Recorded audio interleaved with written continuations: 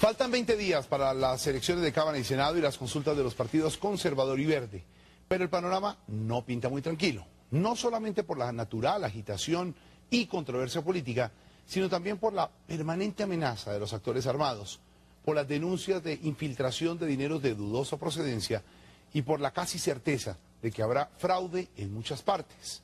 La sociedad civil está cada día más vigilante de la transparencia en las elecciones, pero aún así la corrupción se las arregla para salir adelante.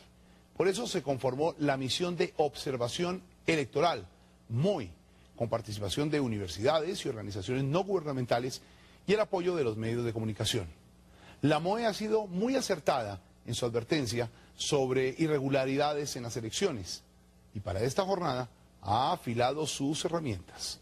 Al frente de la comisión técnica está la politóloga Claudia López, la misma que contribuyó con la corporación Nuevo Arcoiris a destapar la parapolítica.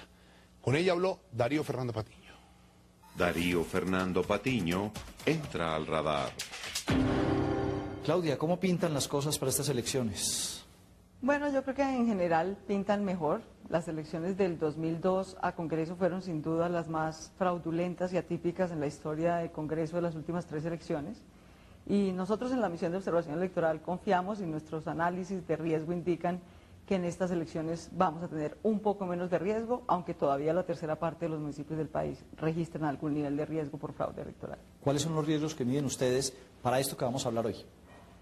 En la misión de observación electoral medimos 4 tipos de riesgos: atipicidades por participación electoral, donde votan más, donde votan menos; atipicidades por votos nulos y por tarjetones no marcados, porque cuando esos votos son atípicamente bajos, puede ser que alguien maloso, digamos, está dañándole un voto a ciertos candidatos para beneficiar a otro, o que un ciudadano que de buena fe deposita su tarjetón no marcado, alguien lo marque inescrupulosamente para favorecer a algún candidato. Y la otra variable que medimos son votaciones atípicas por candidatos, porque esas son atipicidades que nos muestran que hay poca competencia electoral y que un candidato tiende a concentrar la mayoría de la votación. ¿Cómo están los riesgos para Senado? Encontramos que en Senado el nivel de atipicidad y riesgo electoral es más bajo que en Cámara. 297 municipios del país podrían presentar riesgo por fraude electoral para Senado en las próximas elecciones y 407 municipios en el caso de Cámara. ¿Y cómo se distribuyen esos riesgos para esta de 2010 en elecciones de Senado? Esa es una cosa interesante, y es que el riesgo tiende a estar concentrado en ciertos departamentos y dentro de esos departamentos tiende a estar concentrado en ciertos municipios.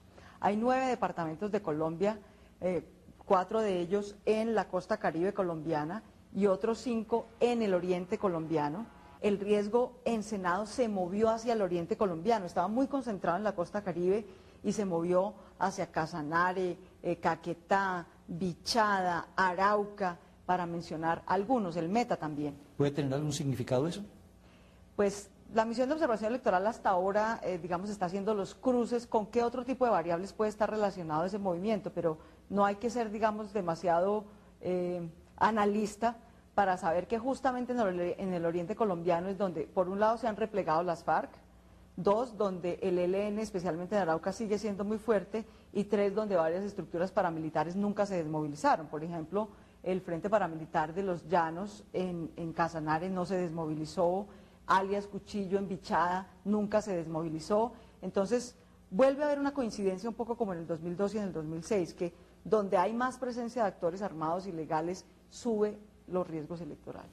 ¿Y en la Cámara cómo está el mapa de riesgos? En la Cámara es mucho más alto el riesgo en el Caribe colombiano, hay más municipios y con mayor nivel de riesgo, y también en el centro del país, desde los Santanderes, Antioquia, Cundinamarca, incluso hasta Tolima y Huila, hay mayor número de municipios en riesgo en Cámara.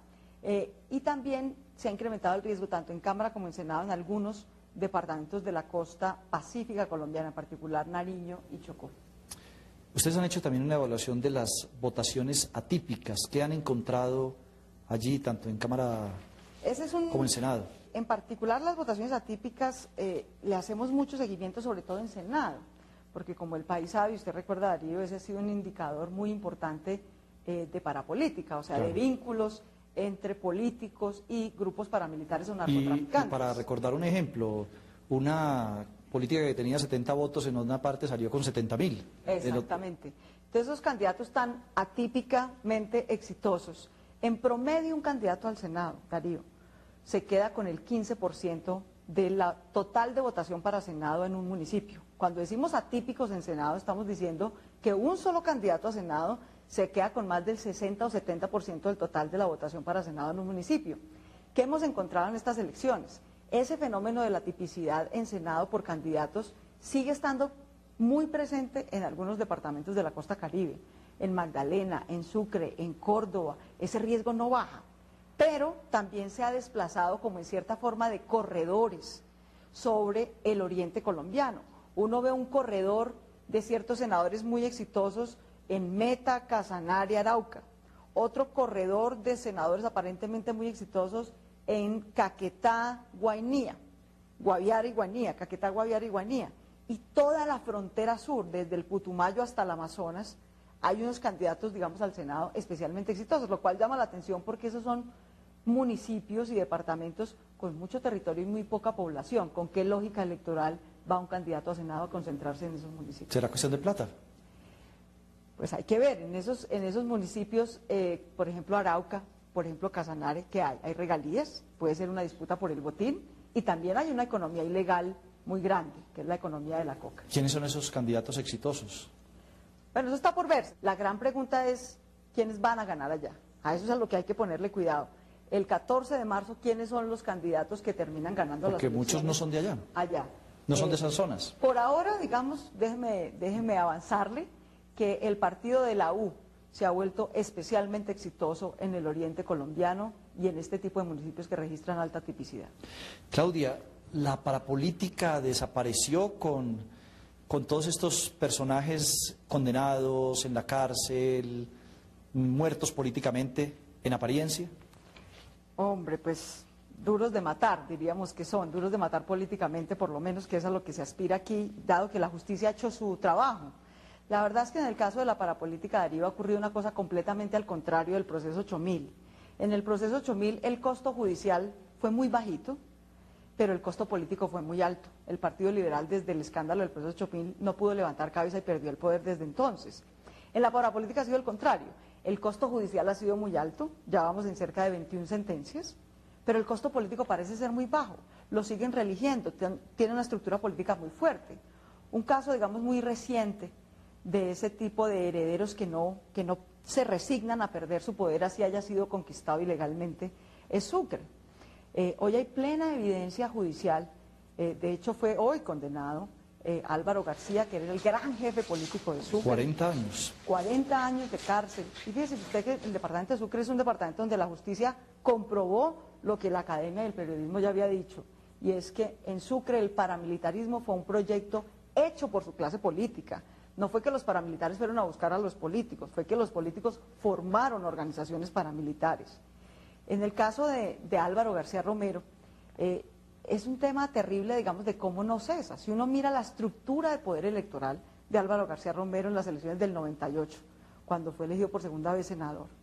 El señor era senador, tenía 2 representantes a la Cámara, apoyó a un gobernador que terminó siendo también condenado, Salvador Arana, obtuvo 3 diputados y 11 de 26 alcaldías en Sucre. En las siguientes elecciones, 2002-2003, vuelve y tiene 2 representantes a la Cámara, otra vez su candidato a gobernador gana y otra vez ese gobernador termina encarcelado por parapolítica, ya no elige 3 sino 4 diputados y ya no elige 11 sino 16 alcaldías de Sucre. Y en las elecciones de 2006 y de 2007, otra vez él es el senador, otra vez elige 2 representantes a la Cámara, uno de ellos ya preso también por parapolítica, vuelve y pone al gobernador que está en ejercicio y no tiene ninguna investigación en curso, ya no elige a 4 sino a 6 diputados y en total 22 de 26 alcaldías de Sucre. Entonces es una estructura que a pesar de las investigaciones siguió creciendo, incluso en el 2006 y 2007. ¿Y cómo va a estar ahora? Y en estas otra vez tiene candidato. Esta va a ser la primera vez como en 24 años que Álvaro García Romero no pueda ser candidato al Congreso de la República por el departamento de Sucre. Entonces ahora puso a su hermana. Es una elección, digamos, pretendida en cuerpo ajeno. Su hermana, Teresa García, es su candidata. Uno de los diputados que él había elegido antes, aparentemente va a ser ahora su fórmula Cámara, o sea, la de su hermana, el señor Yair Acuña, que entre otras cosas estaba haciendo acuerdos tanto con Teresa García como con alias La Gata, que también está apoyando a su hijo al Senado de la República. Bueno, y casos así podríamos ver en muchos departamentos de lo que llamaríamos herederos de parapolíticos. Hay otra cosa, Claudia, y es muchos departamentos como que no aprendieron la lección. Se hizo evidente que ni redujeron sus delitos electorales, sino que los aumentaron. Sí, esa es una cosa que en la MOE, digamos, nos satisface desde el punto de vista académico, pero nos preocupa mucho desde el punto de vista ciudadano. En 7 de cada 10 municipios en los que la misión de observación electoral anticipa que puede haber un riesgo de fraude, termina habiendo fraude. Y eso que a veces las autoridades dicen que ustedes son informes sesgados, terroristas, tremendistas, y mire. A palabras necias, oídos sordos. Aquí lo que importa son los datos y los hechos. A eso es lo único que hay que ponerle atención. Y los datos, los hechos y los fallos del Consejo de Estado en materia de fraude electoral indican que en 7 de cada 10 municipios en los que la MOE alerta que puede haber fraude, termina habiendo fraude. Ahora, como mencionabas, hay unos departamentos en los que el riesgo no baja. Es una cosa lamentable. Por ejemplo, Córdoba. Córdoba es un departamento que tiene 28 municipios. En 27 de esos 28 municipios hubo fraude en el 2002, volvió a haber fraude en el 2006 y anticipamos que puede volver a haber fraude en el 2010. Entonces, digamos, Córdoba sería un departamento excepcional en ese sentido. Magdalena también. Magdalena, Sucre. Es otro departamento, digamos, que tiene ese problema. Atlántico es un departamento donde el riesgo ha ido creciendo. Cesar. Ahora, también es bueno mencionar a quienes han ido mejorando. Por ejemplo, Cauca. Cauca pasó de tener 42% de sus municipios con fraude en el 2002 a tener apenas el 2% en el 2006. En el Meta ha bajado, en el Huila ha bajado, en Arauca ha bajado el fraude que se detecta. Y eso que todavía nos falta por evaluar el riesgo de intimidación armada.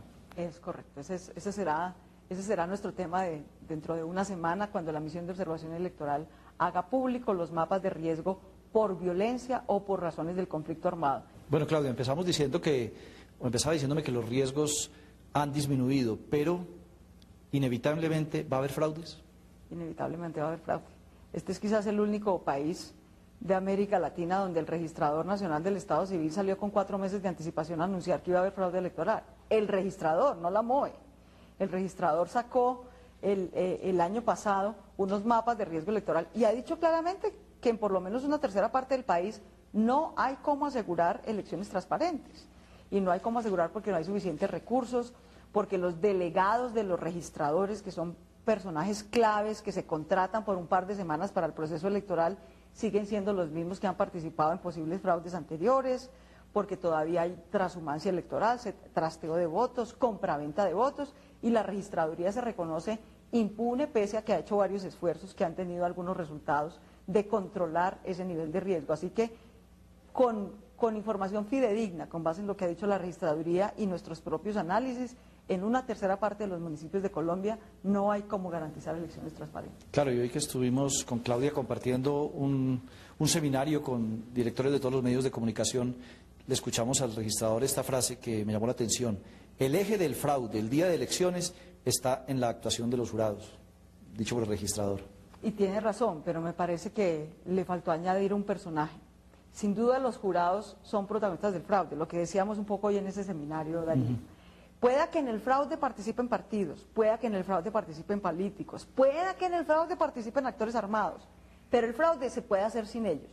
En cambio, sin jurados, sin la connivencia de jurados y delegados de la registraduría, no se puede hacer fraude. Entonces a esa frase del registrador le hace falta, además de jurados, delegados de la registraduría. Claudia, nos seguiremos viendo y analizando estas elecciones, que hay que abrir muy bien el ojo, ¿no? Sí, así será. Pues estaremos muy vigilantes a lo que ocurra con las elecciones y ojalá la ciudadanía también lo esté.